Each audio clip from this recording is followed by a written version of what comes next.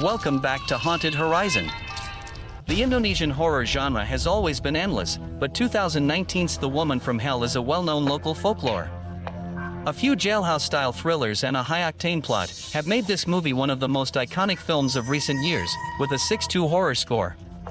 The story begins with the driver of the sedan car standing at the toll booth window asking if the girl inside is one of the girls from the village. The driver of the car stood at the window of the toll booth and asked if the girl inside was from the village. After the driver stopped and turned his head away, Maya, the toll collector, felt a wave of relief wash over her. She cautiously peered out, only to discover that the driver had pulled a machete from the trunk and was charging toward the booth. Before she could process what was happening, she slipped and fell to the ground. The driver of the hailing car made a ruthless attempt to strike her down. Immediately after, he slapped her across the face, then forcibly pulled open Maya's thighs, adding another slash to her scars, before raising the machete above her head. Just as the driver was on the verge of executing Maya, the police arrived, warning him to lower his weapon and surrender. Yet, the driver showed no signs of stopping, declaring that he would kill her before they could stop him. Cursebreaker the driver tried to make a move and the police shot her dead. I have to share this with my girlfriends. Are you still watching movies alone? Why don't you try Pantheon? It's a great way to locate single women in the same town and meet new friends in the area. I'm going to go to Pantheon to look for cute girls. Since the attack, my mom left her job at the toll booth and opened a clothing store with her girlfriend, Ting. The day she told her girlfriend that she found a photo of her aunt with her parents and her belongings, and that behind them was a luxurious house. But what drew her attention was that on the back of the photo, there was not only the time and place of the photo shoot, but also the name Mariso.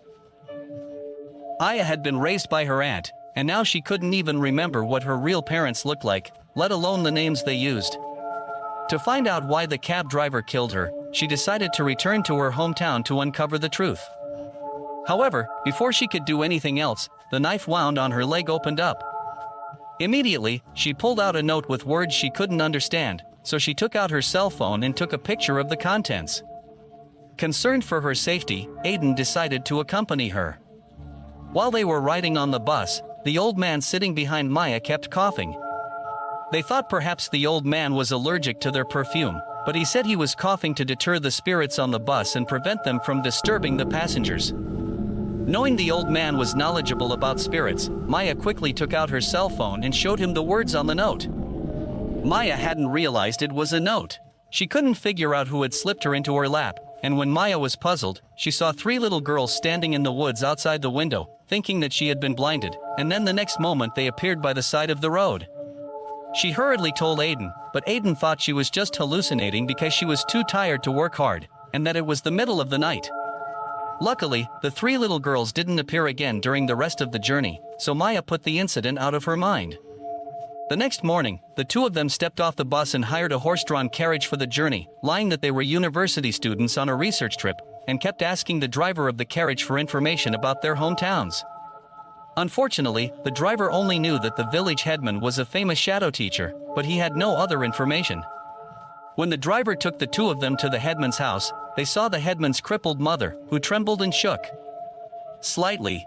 Before the vendor could reply, her mother emerged and said the village headman was away, so they should return tomorrow. Desperate, Maya took Ting to visit the old house in the photos, abandoned for years but still furnished. In the bedroom, Maya found a large family photo, but she wasn't in it. Ting guessed the house was Maya's and thought if she could sell it, she'd eat better.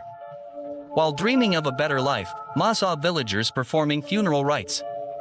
They followed the procession to the cemetery, which was full of children's mothers' cups. Strangely, the village headman returned, went to the village house, and drowned newborns. The next day at the cemetery, Ma and Aiden weren't stopped.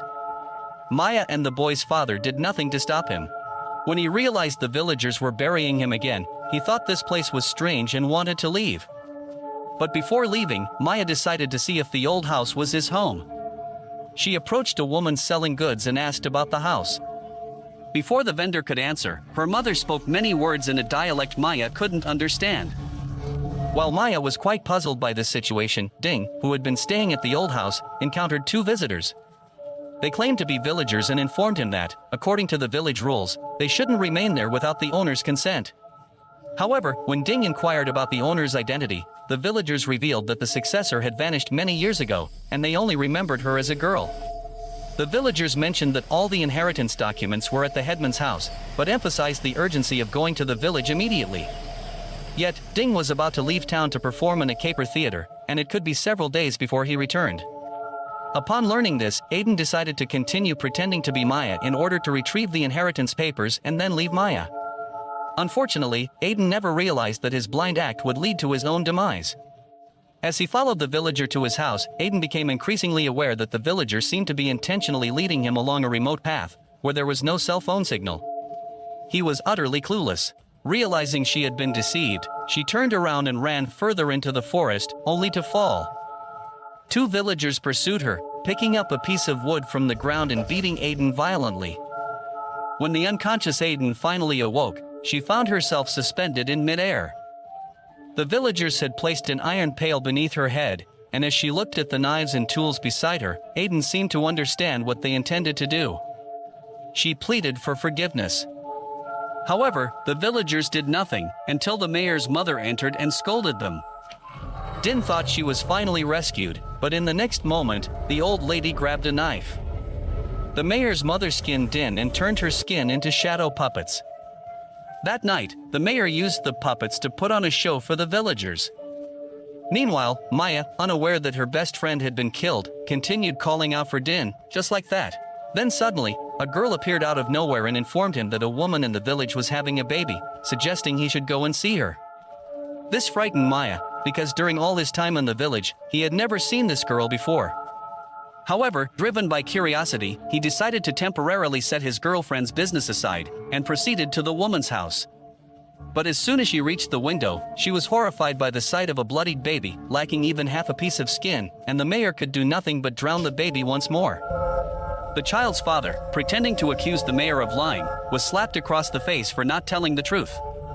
As she watched, Maya stepped off the floorboards, and the sound immediately caught the attention of the people in the house.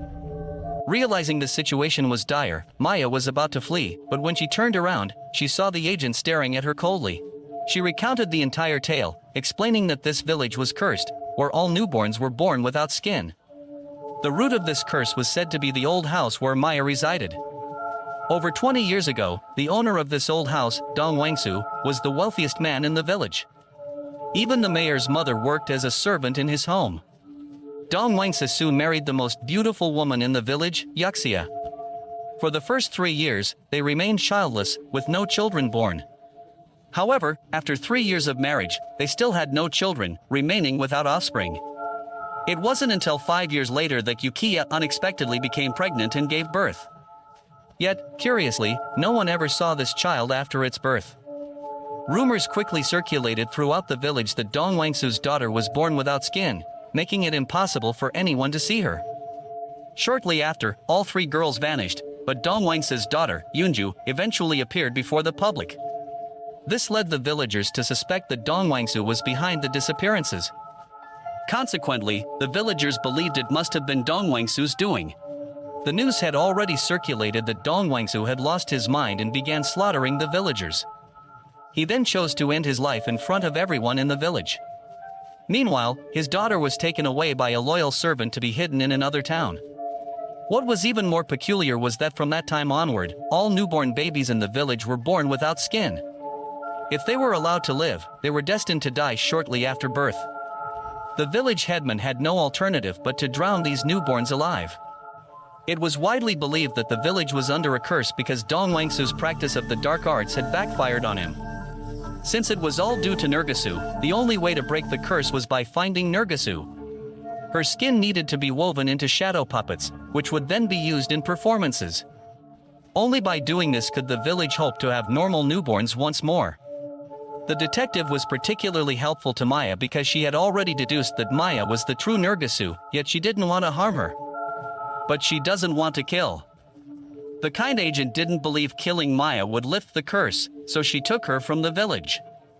Meanwhile, the village head's mother realized they killed the wrong person and ordered a search for Maya. When villagers reached the stall owner's house, Maya hid but learned her best friend, Aiden, died tragically, causing her deep sorrow. After they left, Maya fled with the stall owner's help, stopping a passing sedan. She hoped to escape, but a self-skinning girl appeared in the car, causing the driver to crash into a tree, throwing Maya out. She then saw the three mysterious girls again and realized they were the same girls killed by their father.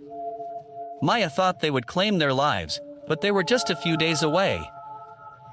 Maya was anxious to prove she was the mayor's daughter.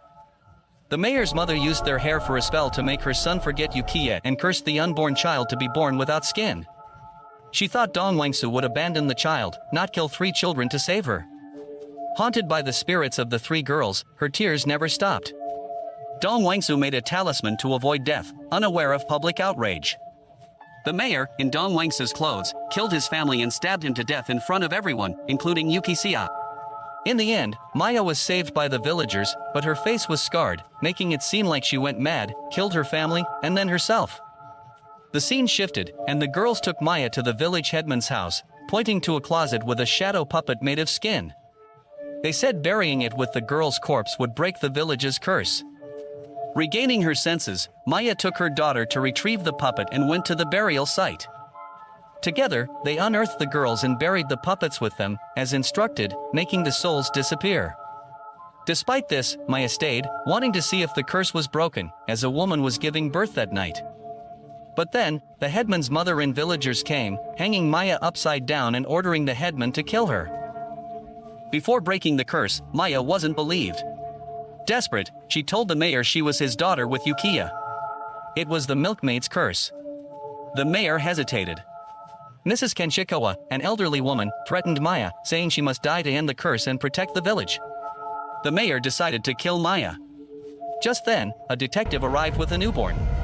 Realizing Maya was right, the mayor couldn't accept the truth and chose suicide. Seeing her son die, the old woman, a pervert, ended her own life. Maya was saved by the villagers, but she turned to the village. The villagers saved her, but she fled town, vowing never to return. That's today's story. I'm Yasser Arafat. Subscribe for more interesting horror video. See you next time.